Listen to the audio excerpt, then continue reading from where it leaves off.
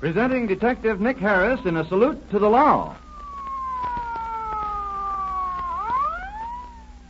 Ladies and gentlemen, we again bring you Detective Nicholas B. Harris, chief of the internationally known Los Angeles Detective Agency bearing his name, in another dramatized true life story proving to the youth of today the folly of committing crime.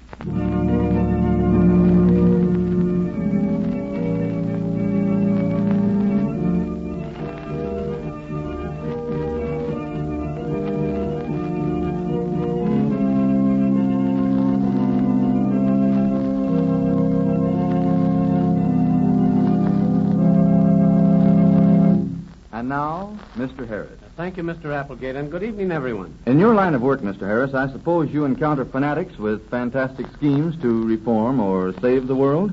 Yes, George. And they're not only always so fantastic either. For instance, there was a man who called himself the Avenging Angel. The first time I met him was several years ago when a quiet, well-dressed gentleman called at my office. Frankly, Mr. Harris, the name Collins is not my real name. Professional name, I presume. Well, call it that.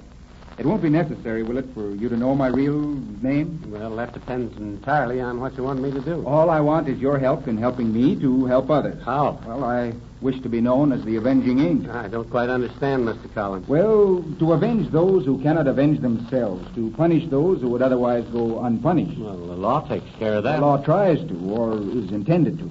But aren't there cases where the law is not applied, cases within the law, perhaps, where a great wrong and a grave injustice is perpetrated, yet nothing is or can be done by the law enforcement agency? Well, unfortunately, Mr. Collins, there are such cases. Well, it's in situations of that kind, Mr. Harris, that I wish, with the help of your agency, to play the role of the Avenging Angel.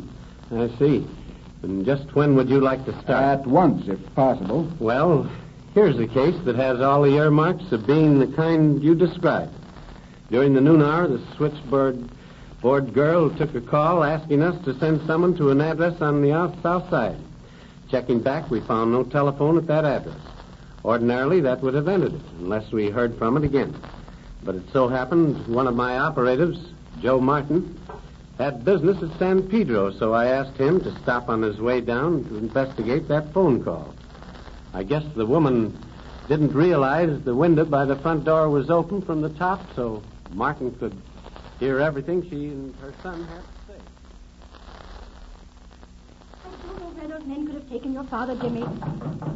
Look through the window, Jimmy, and see who that is. It's a man, Ma. I bet I know who he is. Who, Jimmy? The man from the detective agency. Detective agency? Yes, the one I called from the phone at the drugstore. You called detective? Oh, Jimmy, you shouldn't have done that. Well, gee, Ma, we gotta do something about getting Dad back. Oh, but I told you what those men said they'd do to us if we notified the police. Sure, the police. But they didn't say anything about not calling the detective agency. Oh, it's the same thing, son, or worse. Oh, tell him to go away. Tell him it's all a mistake. But, gee, Ma. Oh, never mind. I'll tell him. And don't you say a word, Jimmy. Understand? Not one word. Yes? My name's Martin, ma'am. Mr. Harris of the detective agency asked me to stop here. Well, what about?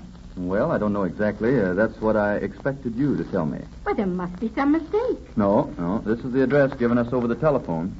Why, I didn't call you. I'm sure it's a mistake. Anyway, I don't want to talk to you. Now, look, Mrs. Newton, if you're in some kind of trouble... No, I'm not in any trouble. And anyway, I can't talk about it. Well, now, Mr. Harris will be glad to help you. I can't talk about it, I tell you. Please go away. So, Martin had to go down to San Pedro on his other case. And he gave me that report over the telephone, Mr. Collins, just before you came in. It's plain that this Mrs. Newton is in serious trouble. And too terrified to tell anyone about it. But from what you've heard, does this sort of case interest you? It sounds like just the sort of case I'm looking for. Can you go with me now to call on Mrs. Newton? Yes, but I think we'll get further talking to her son, Jimmy. Well, how can we? I mean, without seeing Mrs. Newton first. Shouldn't be difficult. If we can get to Jimmy's school before closing hour, I'll pick up a map on the way out that'll tell us which school he attends.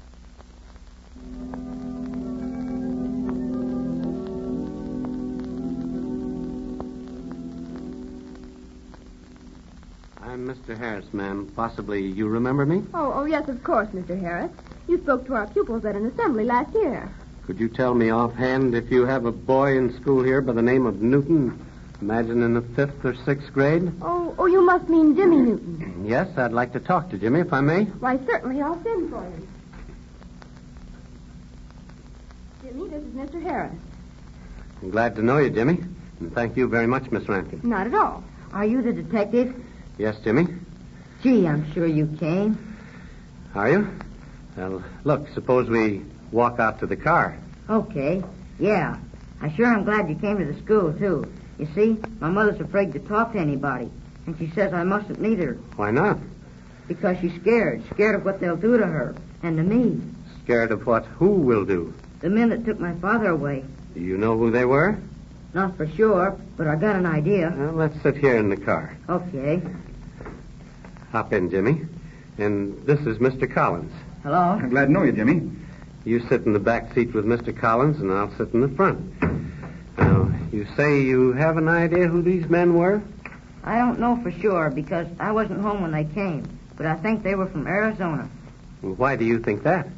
Well, I was playing football. You know, not regular football. Just kicking and catching punts up the street. I saw a car stopped in front of our house. And when it went by awful fast, somebody kind of hollered. Your father? I think so now. The car had an Arizona license. What is your father's business, Jimmy? He used to be a painter by trade, Mm-hmm. but lately he's been mostly mining. You mean working as a miner? Dad has some claims, see?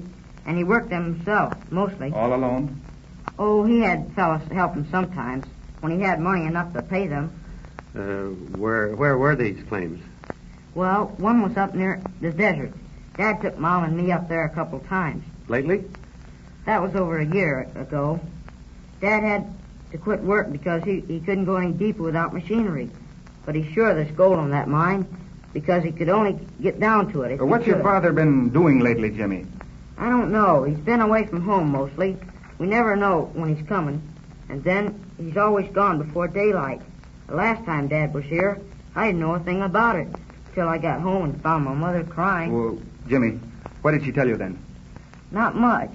Just that 2 men came and made Dad go away in their car. And I mustn't tell anybody about anything about it or notify the police. Because if I did... What, Jimmy? If I did, those men would take us away, too, where nobody would ever find us. Did your mother know who these men are? I think so, sir. But Ma won't talk about it, not even to me. Gee, what are we going to do? Well, the first thing, Jimmy, is to persuade your mother that we're her friends and only want to help her. We'll drive you over to your own home now, because you see, Jimmy, unless your mother will tell us all she knows about these men, it'll be hard for us to do anything about locating your father. Yes, sir. You turn to the right at the next corner. I know, Jimmy. This is the street. Yeah, it was right here where us kids were playing football, like I told you. When that car with the Arizona light... Hey, look! What, Jimmy? Look, there's a car coming around the driveway now. They're coming out fast. They're going 2 blocks They're ahead. turning to the left. Please, look at them go. Look at them skid. No. Gee, they're going to crash. No, sure. they made it. Did you recognize that car, Jimmy? Huh? Never saw it before. Anyhow, I don't think I did. It looked like a brand new car. I bet it was those men, because who else could it be? Well, we'll soon know. Let's go to your house. All right. Come on, Jimmy. Mom. Hey, Mom. It's me, Jimmy. Hey, Mom. Gee, that's funny. Gee, Mr. Harris, maybe those men... Did you key, Jimmy? No, Mom's always here to let me in. Or if she's out to the store or anything, she leaves the back door key under the steps. Can you see anything through the window, Mr. Collins? No, Jimmy. Run around back and see if the key's there. Yeah, sure. I'll go right now. Harris. Yeah. Look in this window, please. Yeah. Dark inside. Hard to see anything. Over in the farthest corner. Isn't there someone lying there huddled against the wall? You're right. Must be the boy's mother. And she looks as if we might have come too late. I'm going in through that window, and when Jimmy comes back, keep him out here until I call. Right. I'll open that door from the inside. No, the key isn't there, but Dad's old car's in the garage, so Mom must be... Where's Mr. Harris? All right, Jimmy. Mr. Harris broke the window in order to get into the house. Then you did see something. Mom, let me go. Let me go. Mr. Collins, please. I gotta get in there. Mr. Harris will open the door for us in a minute, Jimmy. It was those men. It must have been. What have they done to I Mom? don't know. I don't know any more than you do. Well, let me go so I can see. Jimmy, Yes, sir. now get hold of yourself. Your mother's going to be all right. But she's badly hurt, and you can help her most by keeping a stiff upper lip and taking this like a man. Understand? Yes, sir. Can I see her? In a moment. No telephone here, is there? No, sir. All right, you go into the next room and help Mr. Collins lift your mother onto the Davenport. I've got to go to a hospital. Get her there as quickly as possible, and I'll take a car to the corner and phone be right back. Okay, Harris. Come on, Jimmy. Oh, I must have gone in. Hey, Mr. Collins. Yes, Jimmy, what is it? Mr. Collins. She ain't my mom. Not your mother. Well, who is she? I don't know, Mr. Collins. I've never saw her before. But, Jimmy, well, whoever she is... But where's my mom? What's become of her? What was that? Someone in that room. Must be Mom. I'll go see. Jimmy, don't go in that room. Stay here. But it must be Mom. Mr. Collins, who else could it be? Hush. We'll see in a minute. Look, the woman. She's opening her eyes. She's trying to sit up. Yes, that's good. Now, just take it easy. You're going to be all right. Now, don't try to sit up. Lie back, I said. The door. It's opening. Let me go! Let me go! Oh, let me go! Let me go!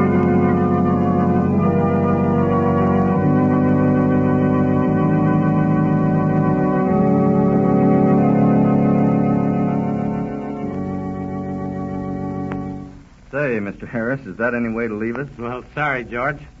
But you'll have to wait until next Tuesday at the same hour for the rest of the story of the Avenging Angel. Well, at least, Mr. Harris, tell us who... No, but we'll begin next week at the precise moment when that door opens, and I promise you that.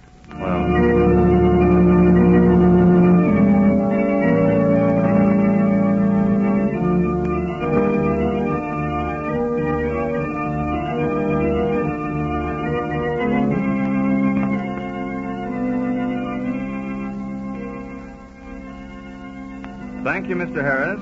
Ladies and gentlemen, you've just heard another true life story brought to you by Detective Nicholas B. Harris, internationally famous Los Angeles criminologist and chief of the detective agency bearing his name. Although this was a true story, fictitious names and places have been used throughout this narrative.